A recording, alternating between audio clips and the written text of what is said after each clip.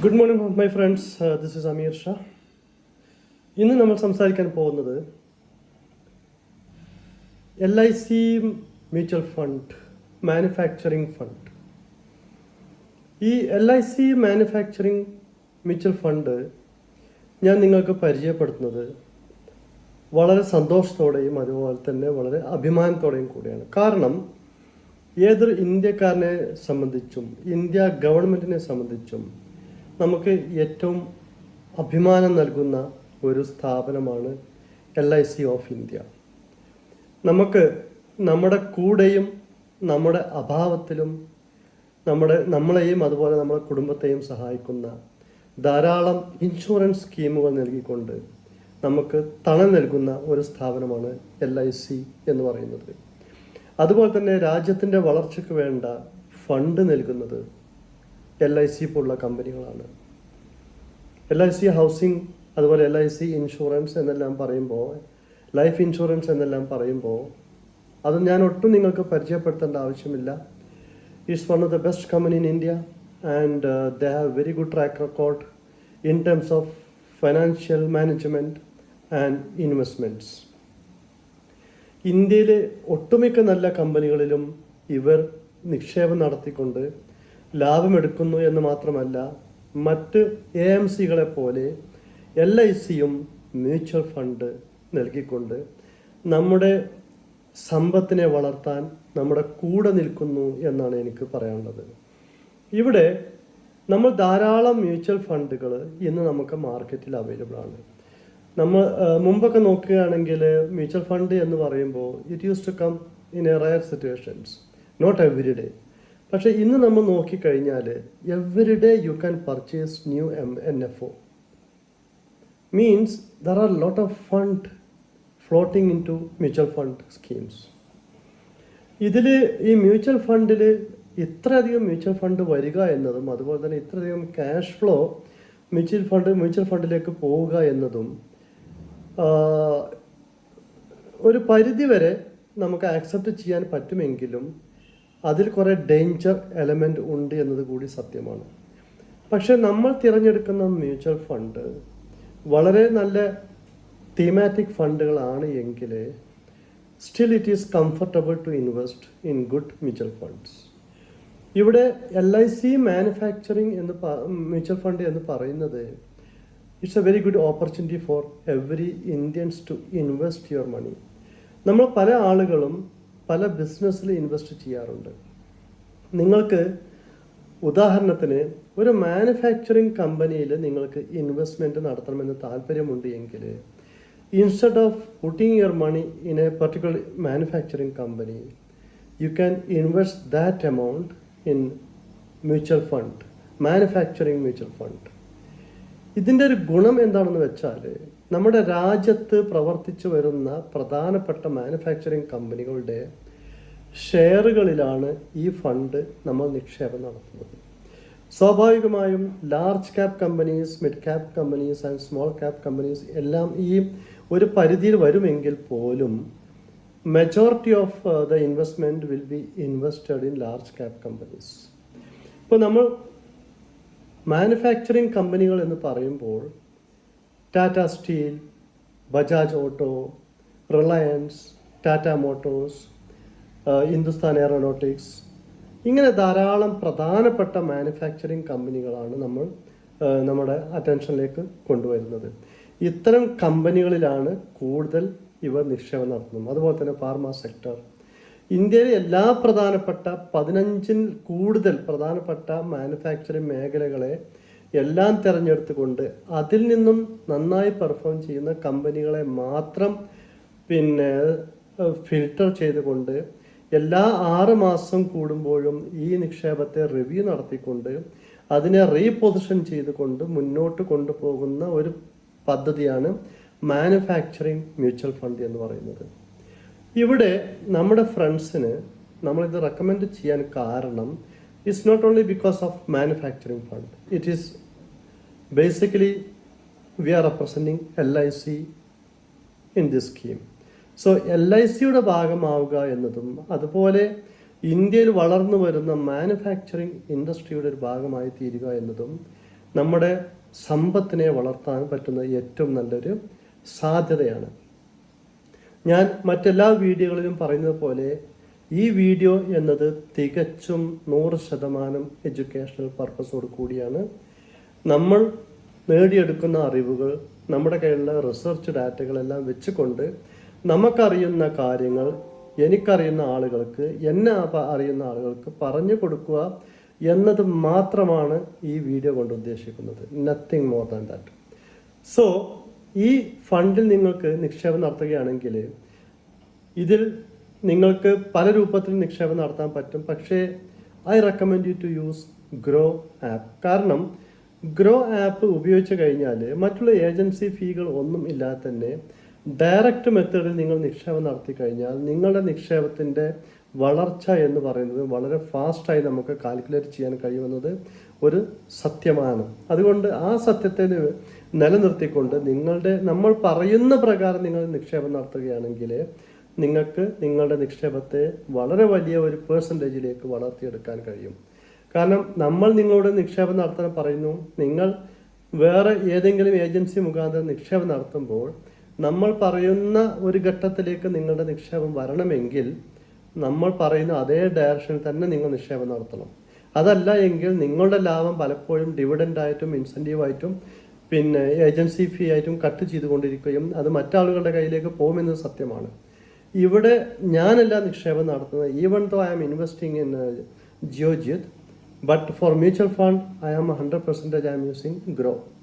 So നിങ്ങൾക്ക് വേണമെങ്കിൽ അത് ഉപയോഗിക്കാം. I am not part of Groww management. I am not part of any relationship with grow management or the companies, and I am just giving you insight that you can invest through grow and make your investment grow fast.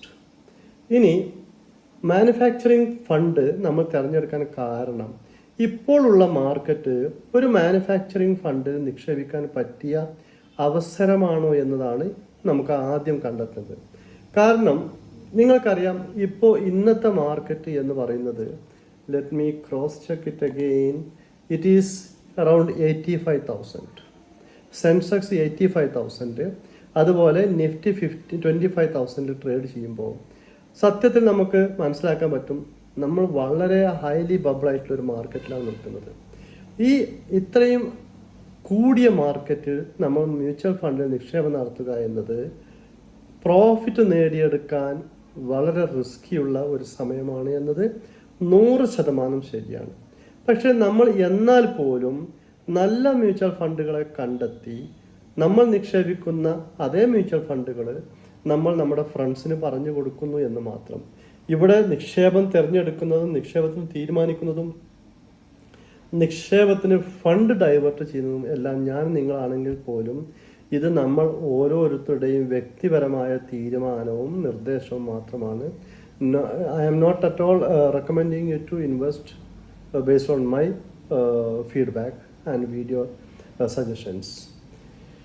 Now എന്തുകൊണ്ടാണ് mutual fund നമ്മൾ manufacturing fund ഉപയോഗിക്കണമെന്ന് പറയുന്നത്? നമ്മളൊരു statistics നോക്കിക്കഴിഞ്ഞാൽ 2017 വരെ നമ്മുടെ Indian import എന്നത് വളരെ കൂടിയ നിലയിൽ നടന്നു വരികയും മറ്റുള്ള രാഷ്ട്രങ്ങളിൽ നിന്നും നമ്മൾ സാധനങ്ങൾ ഫിനിഷ്ഡ് ഗുഡ്സ് ഇറക്കുമതി ചെയ്യുകയും ചെയ്യുന്ന ഒരവസ്ഥയുണ്ടായിരുന്നു. പക്ഷേ 2018 ശേഷം ഇന്ത്യയിലെ ഇറക്കുമതി എന്ന് പറയുന്നത് വളരെ കുറയുകയും ആ കുറവ് വന്ന ഒരു സ്റ്റാറ്റസ് എന്ന് പറയുന്നത് ഇന്ത്യയിലേക്ക് ഗുഡ്സിന് ആവശ്യമില്ല എന്നോ ഇന്ത്യയിലെ ആളുകൾക്ക് വാങ്ങാൻ താല്പര്യമില്ല എന്നോ ഇന്ത്യയിലെ കമ്പനികൾക്ക് ഫൈനാൻഷ്യൽ സ്റ്റെബിലിറ്റി ഇല്ല എന്നല്ല, നമുക്ക് വേണ്ട അവശ്യ വസ്തുക്കൾ നമ്മുടെ രാജ്യത്ത് തന്നെ നിർമ്മിക്കുകയും വിപണനം ചെയ്യപ്പെടുകയും നമ്മുടെ രാജ്യത്ത് തന്നെ ആളുകൾക്ക് തൊഴിൽ നൽകുകയും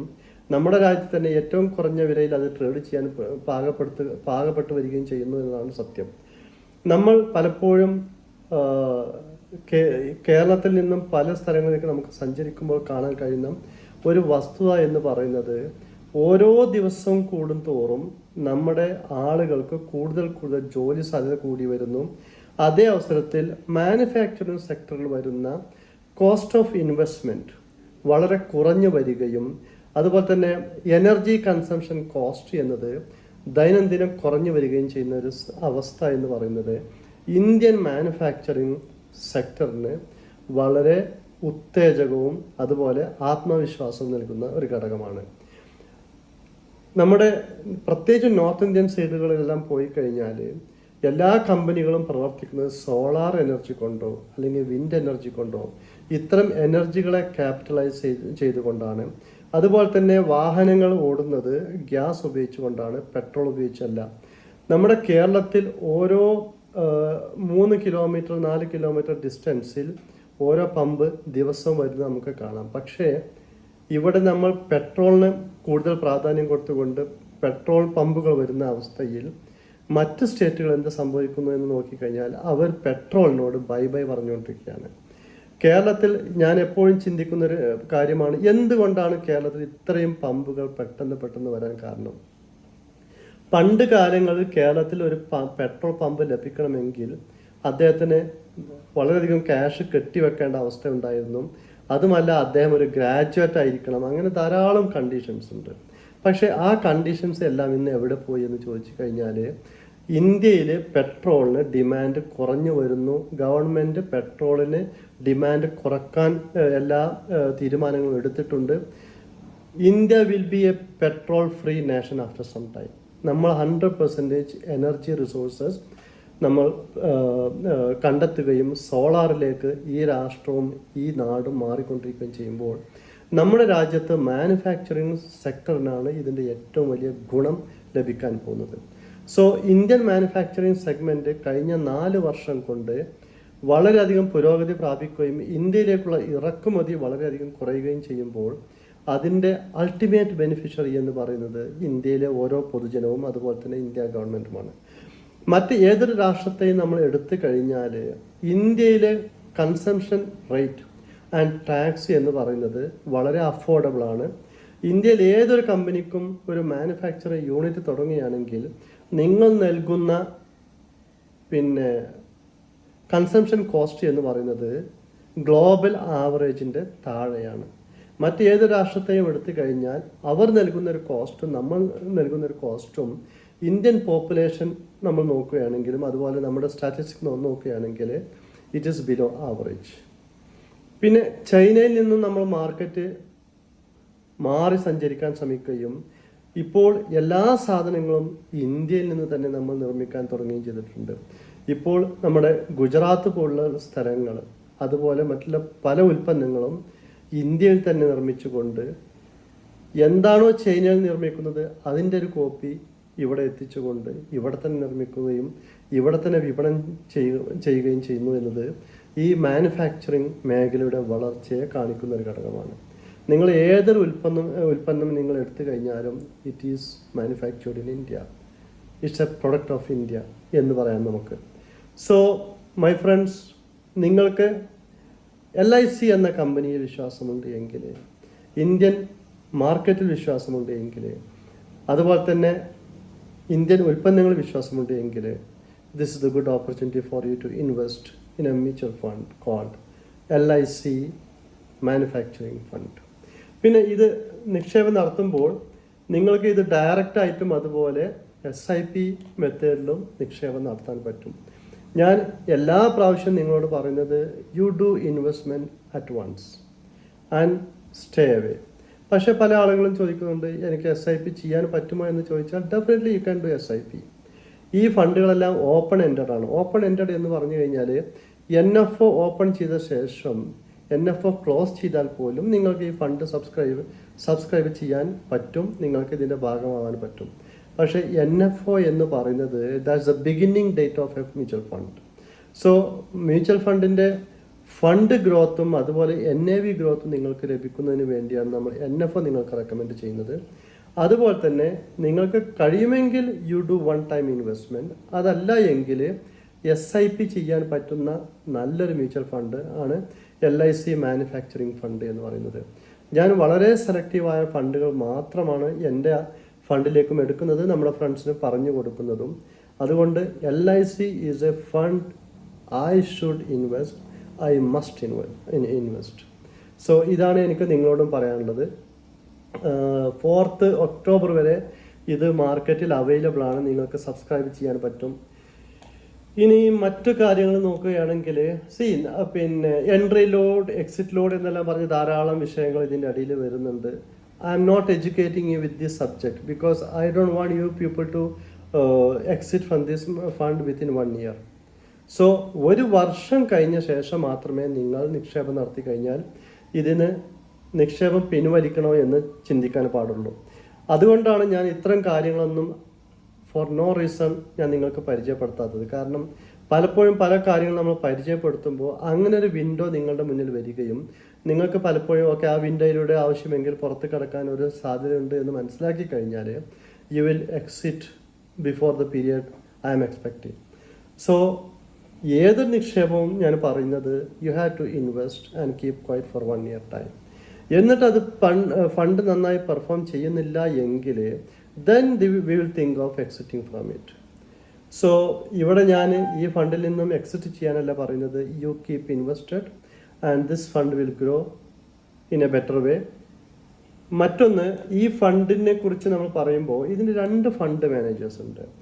one Mr Yogesh Patil and the other one is Mahesh Bendra. ഇതിൽ Mr Yogesh Patil, he is a MBA finance expert. He was in Canara Robeco Mutual Fund, Sahara Mutual Fund and Religare Group. വളരെയധികം ഫണ്ടുകൾ ഇദ്ദേഹം മാനേജ് ചെയ്ത് പിന്നെ നല്ല എക്സ്പീരിയൻസ് ഉള്ള ഒരു ഫണ്ട് മാനേജറാണ്. ഏകദേശം LICയുടെ 16ഓളം മ്യൂച്വൽ ഫണ്ടുകൾ ഇദ്ദേഹം മാനേജ് ചെയ്യുന്നുണ്ട്. So Yogesh Patil is highly qualified fund manager. And the next one is Mr. Mahesh Bandre. Interesting thing about him, he is a mechanical engineer turned into MBA finance, and he is having PhD in finance as well. And he was working with IDBI Capital, Vervin Asset Management, Stewart and company, Carvey. There are many companies he served service. And he is holding around 4 or 5 mutual funds under LIC. So the fund managers are highly qualified. We don't need to worry about it. And this is a thematic fund. ഈ theme എന്ന് പറയുന്നത്, suppose if Indian market comes down for another 15 to 20,000, എന്ത് സംഭവിക്കുമെന്ന് ചോദിച്ചാൽ ഇത്തരം ഫണ്ടുകൾക്ക് ഒന്നും സംഭവിക്കുന്നില്ല എന്നതാണ് സത്യം. കാരണം നിങ്ങൾ തീമാറ്റിക് ഫണ്ടിൽ ഇൻവെസ്റ്റ് ചെയ്ത് കഴിഞ്ഞാൽ you are investing your money in a theory of sector.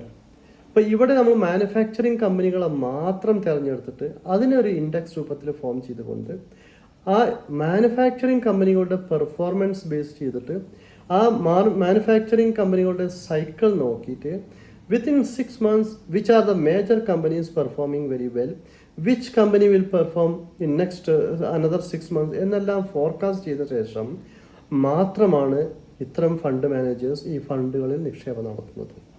So ഇതിൽ ഒരു ഫോർകാസ്റ്റിംഗ് സിസ്റ്റം ഉണ്ട്, അതുപോലെ പ്രൊഡക്റ്റിബിലിറ്റി ഉണ്ട്, അതുപോലെ നമ്മുടെ മാർക്കറ്റിൻ്റെ ഒരു ബിഹേവിയറൽ ഒപ്പീനിയൻ നോക്കിക്കൊണ്ട് എല്ലാമാണ് നമ്മൾ ഈ നിക്ഷേപം നടത്തുന്നത്.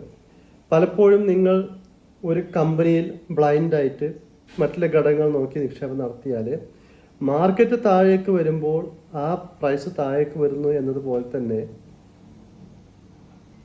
ഇവിടെ മറിച്ച് എന്ത് സംഭവിക്കും എന്ന് വിചാരിച്ചാൽ ഈ മാനുഫാക്ചറിങ് സെഗ്മെൻറ്റ് മാർക്കറ്റ് താഴേക്ക് വരുന്ന അതേ അവസരത്തിൽ മാനുഫാക്ചറിങ് കമ്പനികൾക്ക് ഒരു പോസിറ്റീവ് സെഗ്മെൻ്റ് ആണ് വർക്ക് ചെയ്യുന്നത്, മൂവ് ചെയ്യുന്നതെങ്കിൽ nothing will happen to this company, this investment.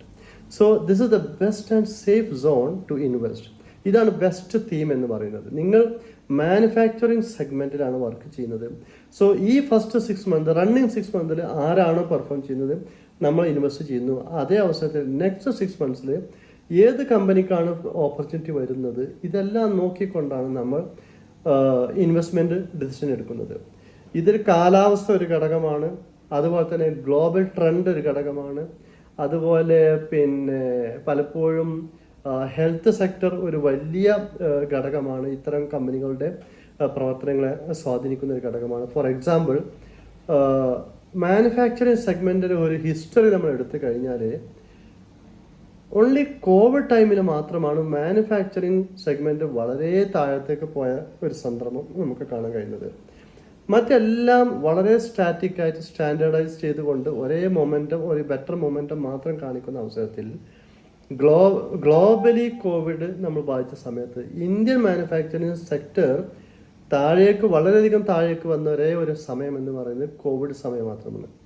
അതിൽ നമുക്ക് ഒരു അത്ഭുതവുമില്ല, അതിൽ ഒരു അനർത്ഥവുമില്ല. കാരണം എല്ലാ കമ്പനികളും ഓഫായി കിടക്കുന്ന സമയത്ത് there is nothing called manufacturing. There is no manufacturing at all, only consumption. നമുക്ക് എന്താണ് നമ്മൾ മാനുഫാക്ചർ ചെയ്തത് അത് കൺസ്യൂം ചെയ്യുക എന്നത് മാത്രമാണ് നമുക്ക് കോവിഡ് സമയത്ത് നമ്മുടെ അടുത്തുള്ള ഓപ്പർച്യൂണിറ്റി. പക്ഷേ അതിനുശേഷം വളരെ ഉയർന്ന തലത്തിലേക്ക് മാനുഫാക്ചറിങ് സെഗ്മെൻറ്റ് മുന്നേറുകയും ഇപ്പോഴും നന്നായി പ്രവർത്തിക്കുകയും ചെയ്യുന്നു. സോ ഗ്ലോബൽ ഡിമാൻഡ്, അതുപോലെ ലോക്കൽ ഇന്ത്യൻ ഡിമാൻഡ്, ഇതെല്ലാം പരിഗണിച്ചുകൊണ്ടാണ് മാനുഫാക്ചറിങ് സെഗ്മെൻറ്റ് മൂവ് ചെയ്യുന്നത്. So you don't need to worry about Indian Sensex or Nifty. Nothing will happen. Slightly it will affect. I'm not saying it will stay as with a zero changes. No, it will affect, but it will not take out the entire capital like other investments. So my friend, if you are really investing and if you are really looking to invest in good mutual fund, this is one of the best mutual fund you can select, LIC. And I have one more advice to you. If you are seriously watching my financial advisors, let me ask you a question. Do you have any LIC plan? If yes, I am proud of you. If no, immediately today you take one LIC life insurance. Because we are educated, we have jobs, we have good families, we have very good income resources, but it will stop the day you are out from this world. ഇന്ന് ആളുകൾ പലപ്പോഴും 25 വയസ്സിലും 30 വയസ്സിലും 40 വയസ്സിലും early death സംഭവിച്ചു കൊണ്ടിരിക്കുമ്പോൾ we are doing financial planning for each and everyone, including myself. But if something goes beyond our control, then LIC is the only company in India who is really helping you and your family. Sometimes you will pay 2 or 3 times payment to LIC insurance. And the moment they realize that you are no more, LIC will come to your home and they will reward the entire fund to your family. എൻ്റെ അനുഭവത്തിൽ ധാരാളം ആളുകൾക്ക് ഈ ഫണ്ടുകൾ കൈമാറുന്നത് നമ്മൾ അറിഞ്ഞിട്ടുണ്ട്, നമ്മൾ മനസ്സിലാക്കിയിട്ടുണ്ട്. LIC is perfectly managing such things and they are always keeping the commitment. So നിങ്ങളുടെ ശമ്പളത്തിൽ നിന്നും നിങ്ങളുടെ വരുമാനത്തിൽ നിന്നും എത്രയാണോ നിങ്ങൾക്ക് പാകപ്പെടുത്തി ബാലൻസ് എടുക്കാൻ കഴിയുന്നത്, invest something in LIC life insurance. I request you to take a fund, life insurance worth of 15 to 25 lakh. So if something goes beyond our control, that money will come to your family next day. Or you can encash it after some time. There are different proposals with LIC. LIC നൽകുന്ന അത്ര പ്ലാനുകൾ പലപ്പോഴും ആരും നൽകുന്നില്ല. പക്ഷേ only difference is നിങ്ങൾ bank interest പോലെ calculate ചെയ്ത് അതിലെ ക്യുമുലേറ്റീവ് പ്രോഫിറ്റ് കാൽക്കുലേറ്റ് ചെയ്തുകൊണ്ട് അതിലെ day to day profit calculate ചെയ്ത് കഴിഞ്ഞാൽ LIC will not give you that much profit. But what LIC is going to give you, only the guarantee if something goes beyond our control. നമ്മുടെ ഒരു ബാങ്കുകൾക്കും ഒരു ഏജൻസികൾക്കും ഒരു സന്നദ്ധ സംഘടനകൾക്കും ഒരു സുഹൃത്തിനും ഒരു പിതാവിനും ചെയ്യാൻ പറ്റാത്ത വലിയ ഉപകാരം നൽകുന്ന കമ്പനിയാണ് ലൈഫ് ഇൻഷുറൻസ് കോർപ്പറേഷൻ എന്ന് പറയുന്നത്. നമ്മൾ ഓരോ ആളുകൾക്കും നിങ്ങൾക്ക് എന്ത് സംഭവിക്കുമെന്ന് ഒരു ഗ്യാരണ്ടിയുമില്ല. സോ മറ്റുള്ള ആളുകളുടെ കയ്യിൽ നമ്മുടെ വിഷയം അവതരിപ്പിക്കുന്നതിന് ഒരു നല്ല മറുമരുന്നാണ് you have a insurance plan. എൻ്റെ ഏതൊരു ഫ്രണ്ടിനോട് ഞാൻ ആദ്യം ചോദിക്കുന്നതാണ്, do you have a insurance plan? Do you have a health insurance? Do you have a life insurance? Do you have a bank balance? Do you have a quality job? Are you happy with your income? ഈ എല്ലാ ചോദ്യങ്ങളും ചോദിച്ച ശേഷം മാത്രമാണ് എൻ്റെ ഒരു front എന്ന് പറയുന്ന ആൾ എത്ര ക്വാളിറ്റേറ്റീവ് ആണ് എന്ന് ഞാൻ മനസ്സിലാക്കുന്നു. So these questions are always first to me and I am recommending the same questions to you as well. And if you don't have a life insurance, take it today. This is my advice, my recommendations, and if you don't take it, this word properly, you will regret if something goes beyond our control. So, first request, have a life insurance plan. If you have any doubt about life insurance, call me. I will advise you. I will give you directions, and wherever you are, approach that LIC office, they will help you. Second, never forget good opportunities with mutual funds. കാരണം ഇന്ന് നിങ്ങൾ stock മാർക്കറ്റിൽ invest ചെയ്യാൻ നിങ്ങൾക്ക് ധാരാളം സമയം വേണം, നിങ്ങൾക്ക് മാർക്കറ്റ് നോളജ് വേണം, നിങ്ങൾക്ക് മാർക്കറ്റ് ഇൻസൈറ്റ് വേണം, ഗ്ലോബൽ ട്രെൻഡ് അറിയണം. You should know the finance very well. എല്ലാ ട്രെൻഡുകളും മനസ്സിലാക്കിക്കൊണ്ട് ഡിസിഷൻ എടുക്കാൻ കഴിയുന്ന ഒരാളാണ് നിങ്ങളെങ്കിൽ you must work in equity investments. But if you don't have such qualities, if you are unable to do it, then blindly you should invest in mutual funds, because we have highly educated professionals in India handling good mutual funds and giving good returns to the investors. പണ്ട് കാലങ്ങളിൽ നിങ്ങൾ mutual ഫണ്ടുകളിൽ നിക്ഷേപം നടത്തി കഴിഞ്ഞാൽ SEBI and RBI ഇവരൊന്നും അത്ര govern ചെയ്യാത്ത ഒരു സമയത്ത് they use to loot our money, mutual fund companies. ഇന്ന് നമ്മൾ കാണുന്ന എല്ലാ വലിയ കമ്പനികളും they use to loot our capital, എന്നിട്ട് ബാക്കിയുള്ളത് മാത്രമായിരുന്നു നിക്ഷേപം നടത്തുന്നത്. പക്ഷേ അതിനുശേഷം പുതിയ റെഗുലേഷൻസ് വരികയും ഇന്ന് നിങ്ങൾ 1000 രൂപ നിക്ഷേപം നടത്തിയാൽ ആ 1000 രൂപ അതേപോലെ തന്നെ നിങ്ങളുടെ ഫണ്ടിലേക്ക് ചെല്ലുകയും അതിന് തത്തുല്യമായ യൂണിറ്റ് നിങ്ങൾക്ക് നൽകുകയും അതിനുശേഷം അവരുടെ ഇൻവെസ്റ്റ്മെൻറ്റ് സ്ട്രാറ്റജി പ്രകാരം അതിന് ഗ്രോത്ത് കാണിക്കുകയും ചെയ്യുന്നതാണ് ഇന്നുള്ള strategy. Because it is under law,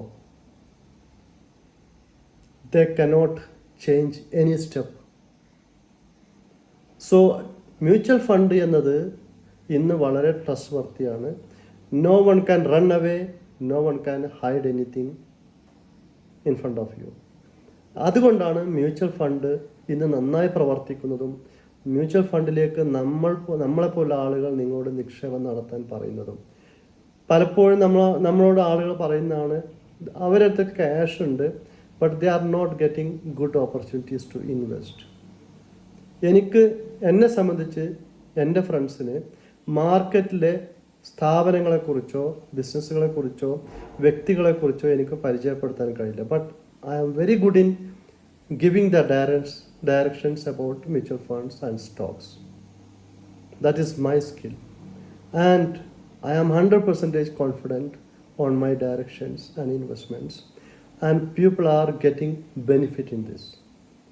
നിങ്ങൾ നിക്ഷേപം നടത്തിയിട്ട് നിങ്ങൾക്ക് ലാഭം കിട്ടുന്നില്ല എങ്കിൽ you get away from this video and my network and try to get another good financial advisor. But keep invested. നിങ്ങൾക്ക് ആരാണ് കൃത്യമായ നിർദ്ദേശം നൽകുന്നത് ഇൻവെസ്റ്റ്മെൻറ്റിന്, you follow him. But don't sleep blindly by doing nothing. നിങ്ങളുടെ ക്യാഷ് എന്നുള്ളത് if you don't invest properly in advance, that money will die slowly. നിങ്ങൾക്ക് എണ്ണാൻ മാത്രമേ ആ ക്യാഷ് നിങ്ങൾക്ക് ലഭിക്കുകയുള്ളൂ. But you don't find value in it. There is something called integrated valuation or inbuilt value in it, add on value in it. അത് നിങ്ങൾക്ക് ലഭിക്കണമെങ്കിൽ you have to do the investment in advance. Bank നിക്ഷേപം നടത്തുന്നത് നല്ലതാണ്, but it will help you to manage the inflation.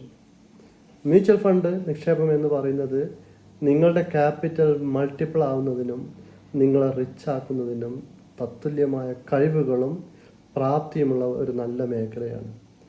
അതിലേറെ നല്ല മേഖലയാണ് stock market എന്ന് പറയുന്നത്. But you must be intelligent investor.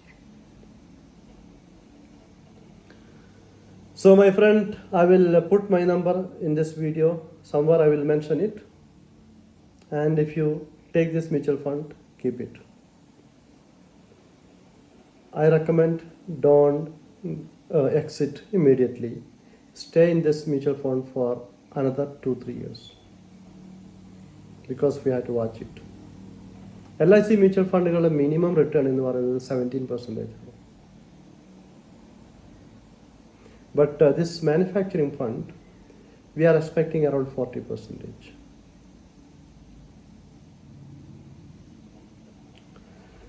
So this is all about LIC manufacturing fund, nothing more than that. I will look into another good mutual fund whenever I feel it is okay. After reviewing all the data, I'll come back to you. Thank you very much.